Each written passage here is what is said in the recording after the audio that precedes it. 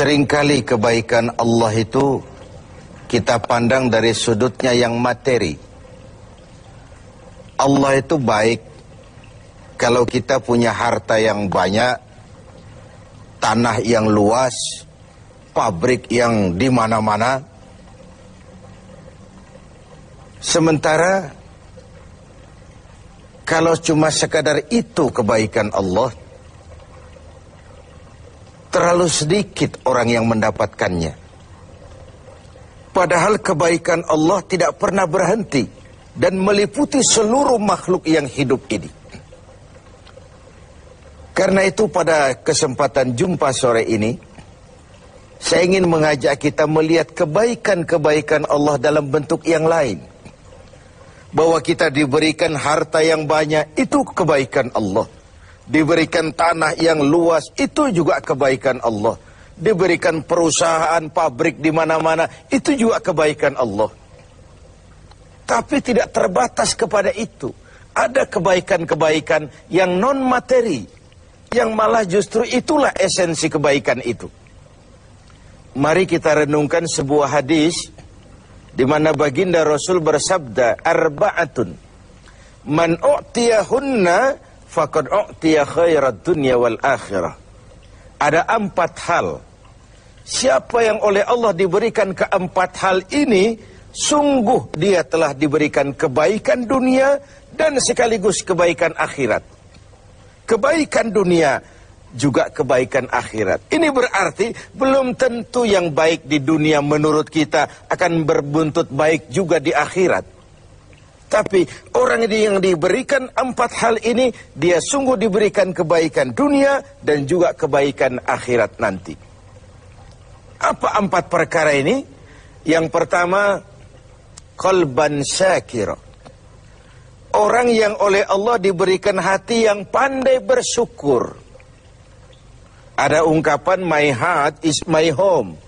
Hatiku adalah rumahku. Kalau luas hati, rumah yang kecil besar rasanya. Kalau sempit hati, rumah yang besar pun kecil jadinya. Kalau hati sempit, rumah pun kecil, kiamat namanya. Orang yang hatinya pandai bersyukur, bisa mensyukuri nikmat. Dan dengan dia bersyukur, semakin bertambah nikmat itu kepadanya. Banyak orang kaya harta, tapi miskin hati. Ini gejala zaman kita sekarang. Di tengah gemerlapnya harta, dia tidak tahu mau diapakan harta yang banyak itu. Orang-orang sufi menjelaskan bahwa kaya itu ada 2 macam. Ada kaya majazi dan kaya hakiki. Yang disebut kaya majazi, kaya artifisial. Lahirnya dibaluti harta, tapi hatinya miskin. Hidupnya sudah serba ada, tapi dia masih merasa kurang. Rumahnya sudah titik air liur orang melihatnya, tapi dia masih merasa belum apa-apa. Mobilnya berdecak orang kagum melihatnya, tapi dia rasakan itu pun masih belum. Maka dia selalu miskin. Dalam sebaya cukup dia masih merasa kurang, maka hidupnya pun selalu kekurangan. Orang yang diberikan hati yang kaya, sungguh sebuah kebaikan. Hati yang kaya, hati yang luas. Kalau hati luas, tandanya 2. Bisa mensyukuri nikmat dan tidak mengingkari apa yang diberikan Allah kepadanya. Tapi orang yang hatinya sempit biasanya tidak pandai mensyukuri nikmat. Dan lebih celaka lagi ini, tidak senang lihat orang lain mendapat nikmat. Orang seperti ini ya susah gemuk. Sudah tidak bisa mensyukuri nikmat, tidak senang lihat orang lain mendapat nikmat. Tetangganya beli televisi saja dia demam. Nanti tetangganya beli sepeda motor, dia makin gawat, masuk rumah sakit. Di rumah sakit dengar tetangganya beli mobil, mati dia. Disiksa oleh perasaan sendiri. Begitu orang yang miskin hatinya. Orang yang diberikan hati yang pandai bersyukur, sudah diberikan kebahagiaan dunia dan kebaikan akhirat. Ini yang pertama. Yang kedua, walisanan zakira. Orang yang diberikan lidah yang pandai berzikir. Menyebut nama Allah dalam artian yang seluas-luasnya. Tasbih ya zikir, tahmid ya zikir, tahlil ya zikir. Tapi ada fenomena lain. Melihat apapun yang mengagumkan, dia kembali kepada Sang Maha Pencipta. Itu pun zikir. Melihat semesta jagat raya, melihat bintang gemintang bertaburan di angkasa, melihat lautan luas terhampar biru membentang, melihat gunung tinggi menjulang ke angkasa, semuanya mengingatkan dia kepada Allah. Itu pun zikir. Diberikan lidah yang pandai berzikir, mengingat Allah dalam segala keadaan. Dan bukankah Islam mengajarkan seperti itu? Dari hal-hal yang paling kecil, memulai pekerjaan, bismillah. Melihat sesuatu yang hebat, Masya Allah. Melihat sesuatu yang luar biasa, Subhanallah. Terkejut, Astaghfirullah. Berjanji, Insya Allah. Semua dikaitkan dengan Allah. Inilah zikir itu. Hidup yang larut dalam alur ketuhanan.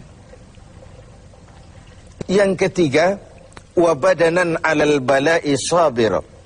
Beruntung orang, diberikan kebaikan orang, kalau dia dikaruniai badan yang tegar menghadapi bencana, tegar menghadapi cobaan, kuat menghadapi tantangan. Tantangan itu penting. So, kalau tidak ada tantangan, kita akan tidur. Cobaan juga kita perlukan. Tapi kalau kita tidak sanggup menahannya, larut oleh cobaan itu, kita akan kalah karenanya. Orang yang baik, diberikan kebaikan dunia akhirat, punya badan yang tegar menghadapi cobaan. Apa cobaan Allah? Dua macam. Satu ayat menjelaskan, وَنَبْلُوكُمْ بِالْخَيْرِ وَالشَّرِّ. Kami akan coba, kami akan uji kamu dengan yang baik dan dengan yang tidak baik. Dengan yang enak dan dengan yang tidak enak. Dengan yang menyenangkan dan dengan yang tidak menyenangkan. Bukan cuma sakit cobaan itu, sehat pun ujian. Bukan cuma miskin ujian, kaya pun cobaan. Bukan cuma tidak punya jabatan cobaan, naik pangkat pun ujian. Kita ni yang namanya ujian kan yang tidak enak saja. Kalau sudah sakit, ya Allah, sedang diuji. Sehat, lupa daratan. Miskin, ujian. Setelah kaya, lupa bahwa itu juga ujian. Fenomenanya apa? Banyak orang lulus ketika diuji dengan kemiskinan, tapi gagal berantakan setelah diuji dengan kekayaan. Ketika miskin dia hamba Allah, setelah kaya dia pindah menjadi hamba harta. Belum pernah ada orang datang mengeluh, Pak Ustadz, saya sedang diuji oleh Tuhan. Kenapa Pak? Uang saya sedang banyak. Belum pernah. Kalau sudah bangkrut, miskin, baru merasa diuji. Bukankah sejarah syarat dengan contoh? La nufarriqu baina ahadim min rusuli. Kami tidak membeda-bedakan para rasul. Tidak ada rasul yang dianak emaskan. Semuanya diuji, semuanya ditempa, semuanya digembleng.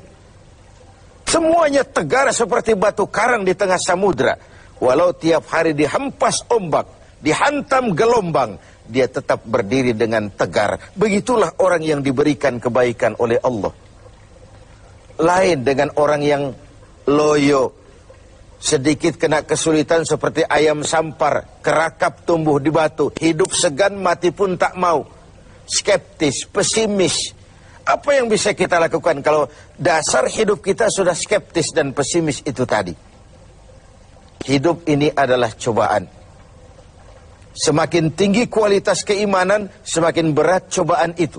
Semakin kokoh berpegang kepada agama, semakin kuat pula cobaan datang menerpa.